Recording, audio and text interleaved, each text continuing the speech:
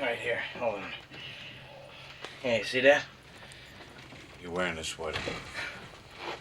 Right there. Mary Ellen Moffat. She broke my heart.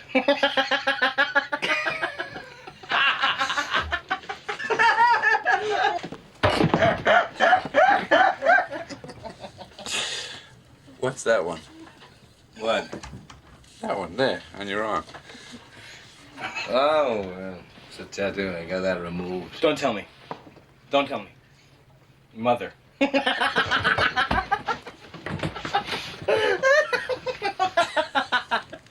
What is it?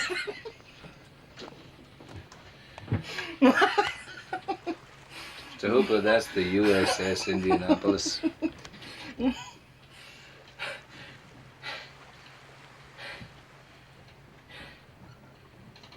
You were on the Indianapolis? What happened? Japanese submarine slammed 2 torpedoes into our side, Chief. He was coming back from the island of Tinian to Leyte, just delivered the bomb, the Hiroshima bomb. 1,100 men went into the water. The vessel went down in 12 minutes. Didn't see the first shark for about half an hour. Tiger, 13-footer. You know that when you're in the water, Chief? You tell by looking from the dorsal to the tail. What we didn't know was our bomb mission had been so secret. No distress signal had been sent.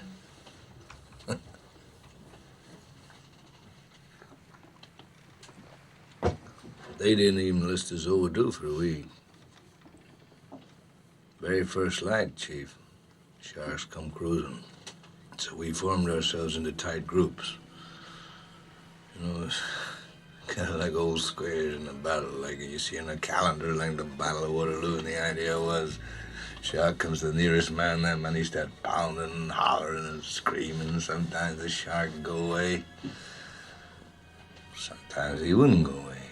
Sometimes that shark, he looks right into you, right into your eyes. You know the thing about a shark, he's got lifeless eyes, black eyes, like a doll's eyes. When he comes at you, he doesn't seem to be living until he bites you, and those black eyes roll over white, and then you hear that terrible high-pitched screaming. The ocean turns red, and in spite of all the pounding and the hollering, they all come in, they rip you to pieces.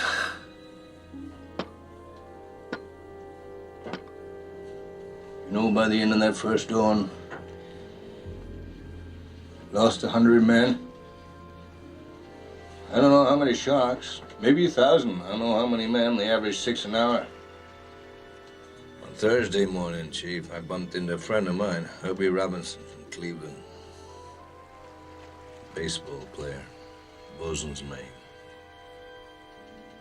I thought he was asleep. Reached over to wake him up. Bobbed up and down in the water. It was like a kind of top. Upended. Well, he'd been bitten in half below the waist. Noon the 5th day, Mr. Hooper, Lockheed Ventura saw us. He swung in low and he saw us too. A young pilot, a lot younger than Mr. Hooper anyway. He saw us and he come in low, and 3 hours later, a big fat PBY comes down and started to pick us up. That was the time I was most frightened, waiting for my turn. I'll never put on a life jacket again. So 1,100 men went in the war.